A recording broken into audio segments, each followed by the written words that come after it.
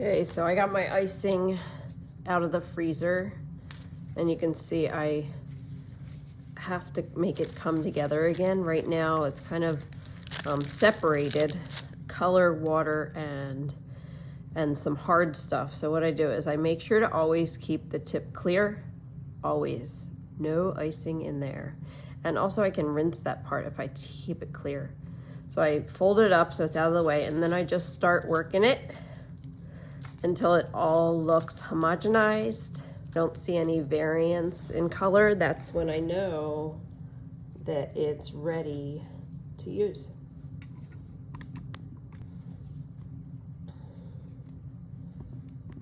Okay, so it's ready, and I'm gonna test it out first, maybe just on a paper towel, and just make sure it's the consistency. Yep, looks perfect.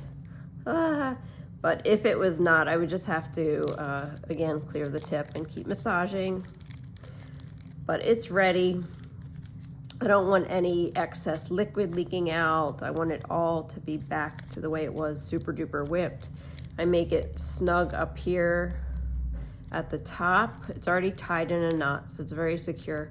But I add some pressure here, and then with that tight pressure, I'm going to start making some lines, some sprinkles. This is a plastic sheet, and you can go as long as you want. If they break, it doesn't matter because you're gonna break them apart anyway.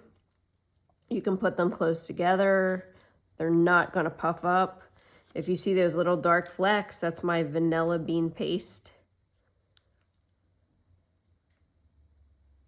This one is peach vanilla. So did you see peach fuzz is the color of the year according to Pantone?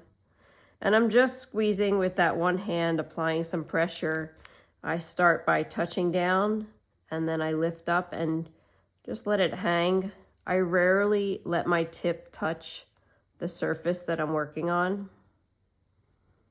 And after these dry overnight, I can break them apart and they'll be sprinkles. This way I can make custom colors.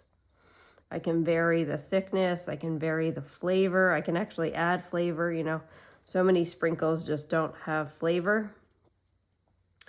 I personally love chocolate sprinkles. We call them Jimmy's, where I'm from. So for this one, I'll have the peach, and I'll use it on a lemon vanilla cookie. I can also do some shapes, like a transfer, right? I can do a heart,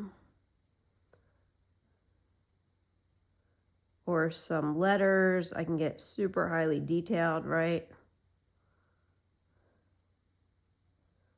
And then again, just let them dry overnight, and then they pop off very gently, and you can use them in your designs, in your decorations. These are called royal icing transfers.